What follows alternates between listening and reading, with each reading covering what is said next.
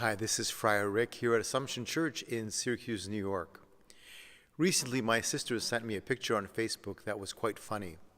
It was a picture that said, "This Christmas might not be the right time to hang mistletoe at your office Christmas party." Obviously, a reference to the great amount of cases of sexual harassment and sexual assault that have plagued our nation. The meme, the picture was quite funny, but the problem is not. As women all over the country can tell us, sexual harassment is a very real issue, both in the workplace, in community gatherings, and even at home. For years, women have had to fight against people who encroach on their space, on their boundaries, on their sense of dignity. And thanks to the brave women who have spoken up, people have been exposed in various industries and parts of our society. It's raised all of our awareness of this important issue. It invites all of us to reflect on our own lives and say, how do I test other people's boundaries? What perhaps in the past was perhaps acceptable as locker room jokes or funny behavior, in 2017 just isn't acceptable. It's great that despite the pain that these women have experienced, they've been able to translate it in an awareness for all of society, so that hopefully all of us will be able to respect one another even more. It's not the first time that something like this has happened.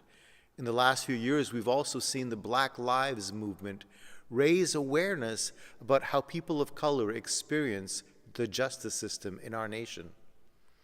Many people of color, when they're stopped by police, are afraid, and often rightly so. We certainly love and appreciate and honor all of the women and men who serve as police officers. The vast, vast majority are amazing people who put their lives on the line for us.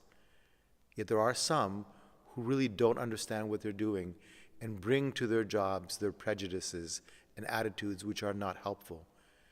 And so many people have had to face very difficult situations in dealing with police, even to the point of losing their lives. Tragic stories we've all read about. The Black Lives Matter helped us who are not black, not people of color, not minorities, to understand what they're going through, to become more aware. It's raised our awareness, our consciousness. Through the Black Lives Matters movement, a social network word sort of emerged, and the word is woke. Woke, the past tense of wake, is used in this case as an adjective rather than a verb. That woman is really woke. He's woke. In other words, aware, on point, conscious of what's really going on. Now, I believe as we begin this season of Advent, if Jesus was here right now, instead of telling us to be watchful, I'm pretty confident he'd be saying, be woke.